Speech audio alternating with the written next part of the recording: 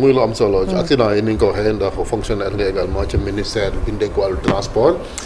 ñu gis ay comportement yoo xamante ni ci tali bi Sénégal daanaka du fi jukk muy indi ay accident bi ci mujj mooy bii bërki démb lañ gis ay ñaari camion di xëccoo tali bi yoo gis ko kenn ki sax dafa mujj këpp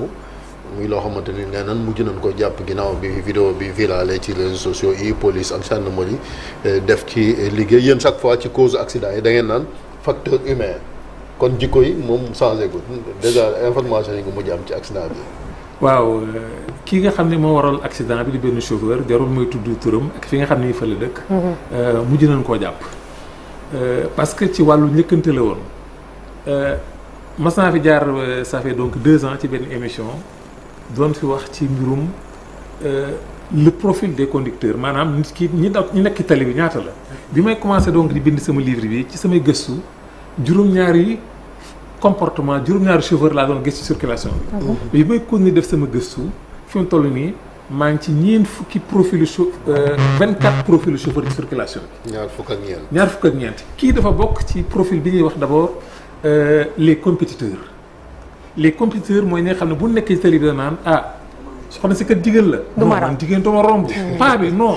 doo ma romb mais booy bi non kii hors de question kii di ma doubler. ñooñu la ñuy wax les compétiteurs ñoom da ngay fekk circulation bi. am na ñeneen ñi nga xam ne aussi kii boo defee son examen donc psychologique.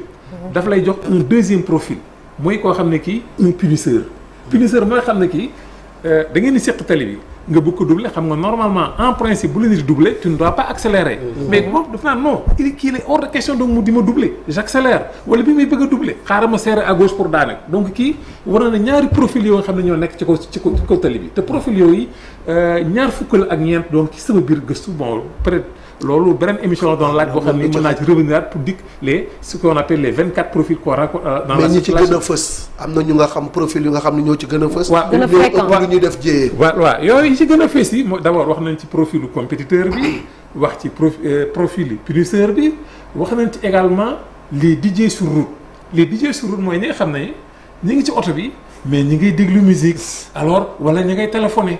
il y a aussi ce qu'on appelle les évadés ñi ngi ci tali bi ñi ngi maquillé wu loolu lépp mi ngi ci biir waxuma ajaroo su nag de. waaw jigéen ñi maquillé wu kay nag. loolu lépp mi ci kaw tali bi. am na si aussi ñi nga xam ne ñi comme on dit les fantômes ñi ngi ci tali bi toog ci oto bi donc physiquement mais seen xel nekk fi ils sont ailleurs ñoo sont les évadés. bari nañ ci circulation bi. à l'inverse aussi am na ñoo xam ne am ay profils yu baax ce qu'on appelle. les éviteurs de danger xam nga Albert Einstein moo doon wax ni un homme intelligent résout les problèmes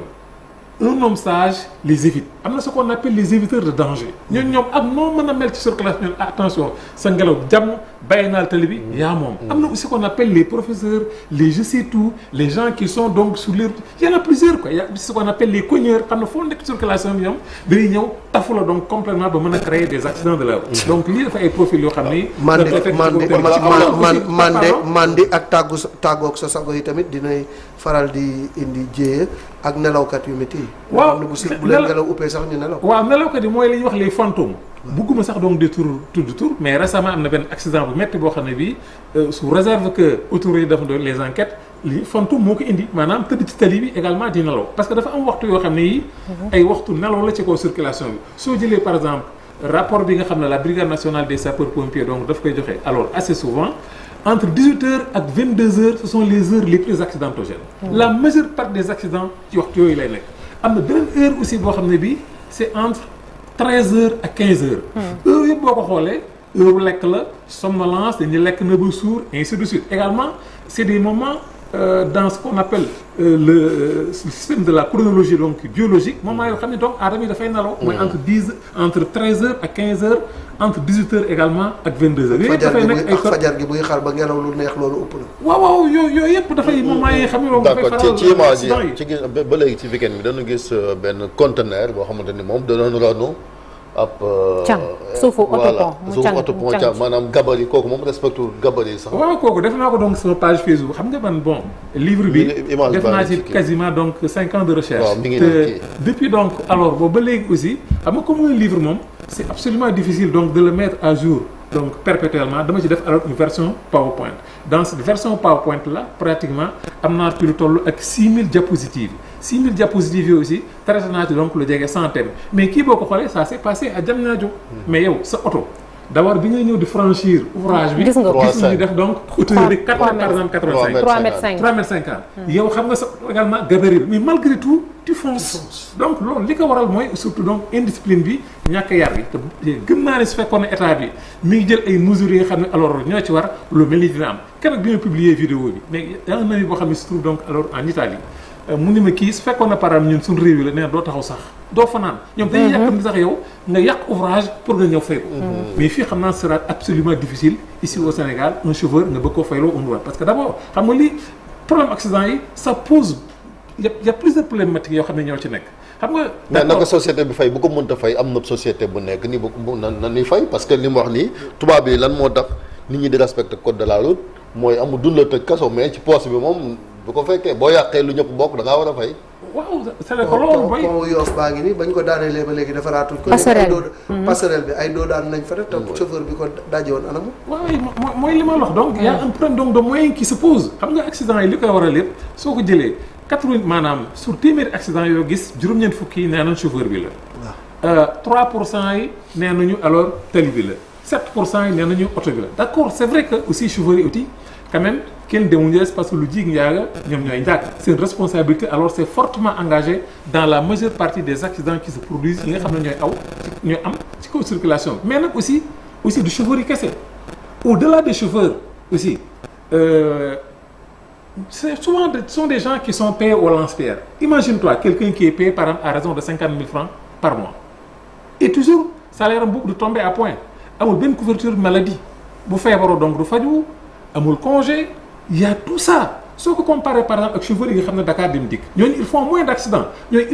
d'accidents parce que ñooñu personne ne leur impose une cadence d'enfer bu ñu amee versement c'est bon suñu amul versement c'est bon tandis que les autres chauffeurs là nag 50 000 francs leen fay par mois le plus souvent d'après les enquêtes bien sûr que j'ai menées c'est pas tout le monde den fay donc lu mat 50 000 francs donc par mois imposer un rythme d'enfer fayoo la leen amuñ couverture maladie buñ feebaroo ñooy faj seen bopp duñ dem congé loolu c'est absolument difficile donc pour ñu def ci de la performance sur la circulation et puis ñooñu da leen a war a aar parce que nga yëpp 70 personnes wala 50 personnes yoo xam ne c'est tous des responsables kii dawal kooku vraiment moo yer seen bakkan xam nga André Malraux lors du festival mondial des arts nègres dafa waxoon Senghor ne ko vous tenez entre vos mains périssables les destinées de toute une nation mais chauffeur aussi imagine-toi yow nga yore bus boo xam ne 70 personnes ci nekk mais c'est des responsables kooku da nga ko war a mettre dans des conditions vraiment yu baax a baax pour mën a def liggéeyam ci ginnaaw chauffeur boobu aussi mais transporteur bi ci la bokk mais kooku aussi état bi dafa war a jël des mesures pour chauffeur bi mettre ko ci ay conditions yoo xam ne dana jël passager bi jëlee ko à un point A yóbbee ko à un point B mais état bi aussi c'est la même chose mais état bi aussi en partie am na loo xam ne ci daf ko ci war a jouer maanaam transporteurs yi mën a yéen kat dama bàyyi chauffeurs yi vraiment ngeen di utiliser nu mu leen neexee mu nekk des gens qui sont taillables alors et corveillables dañ cee war a jóg pour ngeen mettre dans d'excellentes conditions pour accident yi mën a wàññeeku loolu lépp dafa bokk ci li nga xam ne ci la te gëm naa ne aussi avec les nouvelles autorités li naan cin bu nar a neex su baxee xeeñ ñi ngi ci d'ailleurs dans le projet Diomaye président loolu mi ngi ci woon avec sur les 4 éléments homme environnement véhicule organisation. oui mais def nañ fi ay assises. depuis bientôt 1 an mais gisaguñ maanaam application. mooy les états généraux du transport. am aussi même boo xoolee le programme l'agenda national de transformation Sénégal 2050 vision 2050 le master plan dans stratégique ak le plan quinquennal yooyu yëpp mi ngi ci mais nag aussi loolu ça demande quand même du temps parce que le monde ne se fait pas en un jour yàlla sax mënoon na borom na nekk mu nekk rek que ça soit. mais Macky Sall même naan fii ay tolérance zéro loolu c'est en 2004 boobu ministre de l'intérieur la woon 2004 ministre de l'intérieur. Ça fait plus de 20 ans. Avant Macky Sall. paix à son âme Djibo Ka aussi. waxoon na fi tolérance zéro kon mu ngi. waaw c'est xam nga comportement malgré sanction yi terewul accident yi mi ngi continuer di mel ni lu gën a yokk tout léegi mal c'est incroyable te code de la route bu ñu ko toppee ak ni nga xam ne noonu lañ ko tëggee il y aura moins d'accidents mais dafa mel ni nit ñi dañuy def lu leen neex demoon nañu bay wax permis à point mais dañuy am toujours ay réticences bu fekkee ni contravention la boo xee ñu ne dafa cher finalement que faire pour dissuader ñi nga xam ne ñoo nekk ci tali bi di fooyee bakkanu doomu aadama yi. xam nga mooy li ma doon wax léegi c'est-à-dire xam nga responsabilité en matière d'accident de la route c'est une chaîne diggante oto bi la doomu aadama bi tëli bi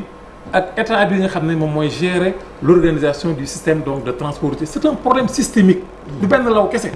donc loolu dafa laaj un peu de temps te changement de comportement du loo xam ne lii da nga koy def du tac au tac mën nga jëmbat léegi comme tout à l'heure sa garab mais ça demande donc des années pour nga mën a gis donc le résultat c'est pas du tac au tac que le problème yooyu donc demande régler tout le monde est conscient quand même que depuis 5 ans depuis 10 ans pratiquement les mêmes problèmes reviennent mais gëm naa ni donc avec les nouvelles initiatives yi nga xam ne autorités donc alors jël nañ ko je suis persuadé que dans un avenir proche waxuma zéro accident moom amul ça n'existe donc nulle part mais dañ ko réduire alors à sa plus simple expression c'est loolu li ko bokk donc l'indiscipline bi ñàkk yar bi ñàkk teggin donc ci la bokk parce que comme on dit beaucoup de techniciens donc souvent loolu la ñuy wax dañ naan les infrastructures dañu romb alors chauffeurs yi jël par exemple autoroute Ila Touba nga jël AIBD donc jëm Touba mais foofu annuellement su ma jëlee par exemple bu daaw rek 2000 accidents am na ci selon résultats yi nga information yi nga xam ne directeur général des autoroutes du Sénégal monsieur Ibrahima Sall donc joxe na ko 2000 accidents sur cet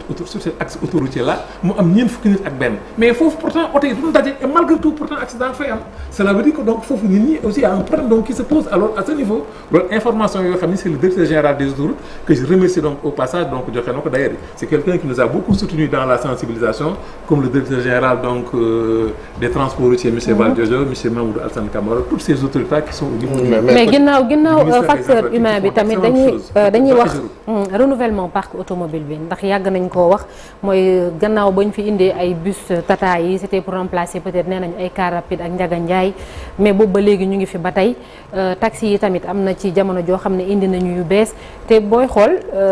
ñi nga xam ne dañ fiy ñëw di indi ay seen société soit muy ñuy ay privé surtout di indi seen i oto yu bees yoo xamante ne yu baax la xañ na oto yu récent la amuñu ay problème mu frein wak yi mais dañuy gis ne chaque fois bu ñëwee ñi fi jiitu dañuy nekk di wax nit maanaam concurrence déloyale lañ leen di def gis nañ ko donc avec les chauffeurs de taxi ak VTC yi mooy yu bees yi am ni nga xam ne dañ koy jaarale ci application yi ñeneen ñi nga xam ne tamit dañuy def transport diggante dëkk ak dëkk gis nañ jafe-jafe yi ñuy dund chaque fois ndax bu ñu demee fenn dañ leen naan waa amoo leen droit def ko et tout loolu tamit est-ce que état bi manqué wul quand même de nan laa koy waxee sax est-ce que amul faiblesse peut-être ci côté boobu noonu pour imposer yenn yi ñu nekk ci secteur de transport bi pour ñu respecter yenn normes yi pour xaj na bu ñu ko respecté wul au moins nit ñi tamit ñoom ñoo yor seen xaalis ñoom ñooy fay ñoom ñooy xam fan la ñu mën a dem pour seen kaaraange. waaw soxna si donc li nga wax dëgg la d'ailleurs boo jëlee oto yi rek à peu près lu jege 400 000 véhicules donc ñoo am ici au Sénégal. Les 70% du parc là se trouve à Dakar et 70% du parc se trouve à Dakar d'après résultats yi nga xam centre de contrôle technique des véhicules automobiles donc joxe na ko 43% boo jëlee en 2024 kese ñoo am donc seen visite technique. loolu ça pose problème. oto yi boo jëlee seen moyenne d'âge bon an mal an oto bu ci nekk war naa am ici au Sénégal ñaar fukki at am na oto yoo xam ne sax am na dem na ba 70 ans. Ça pose problème. Renouvellement du parc bi le ministre Yankhoba Diémé donc wax na ko donc l'autre jour donc le dimanche passé sur une émission que j'ai suivie alors à Wolof et que je félicite donc alors au passage état bi mi ngi ci mais xam nga aussi quand on gère un pays il y a beaucoup de facteurs qui entrent en ligne de compte parce que Sénégal quoi qu'on puisse dire aussi même sur la qualité des véhicules yi nga xam ne mooy daw fii ci kaw réew mi l'offre de transport est déficitaire ici au Sénégal am na yenn oto yoo xam ne yaa ngi ko gis mi ngi daw fii jël par exemple les cars rapides si mes souvenirs sont bons 1947 la que Saviam commencé woon di produire en France depuis 1981 l'usine ne produit plus ces véhicules là donc cars rapides yi ngay gis Sénégal bi ci gën su fekkoon ne ci yi gën a bees ñoo ñëwoon ici au Sénégal bi mujj bi 1981 lañ ko mujj xoolal 1981 ba léegi donc ça fait combien d'années ça fait 19 plus 25. 44 ans 81 ba léegi moom 44 ans. 44 ans bi ci gën a bees ci car rapide donc 44 ans am na oto yoo xam ne mi ngi 70 ans. mais comme li ma la wax ici tout à l'heure quand on gère un pays aussi il y a beaucoup de facteurs qui entrent en ligne de compte. offre de transport bi dafa déficitaire ici au Sénégal imagine-toi état bi daal di xëy un jour ne bon tiens tous ces véhicules là ne vont pas circuler. ka nekk Pikine ka nekk Guédiawaye ka nekk Castor que nekk kunun bëgg a xëy liggéey siwul mais les gens dañuy taxaw ci télé bi ils vont manifester ñoom il faut ñu liggéey. mais c'est pas de façon abrupte parce que ñoom bañ ko daree annoncé ba léegi yàgg na ils ont eu largement le temps pour ñu changer ko progressivement c'est ça en fait parce que du loo xamante ni démb la judd wala tey la judd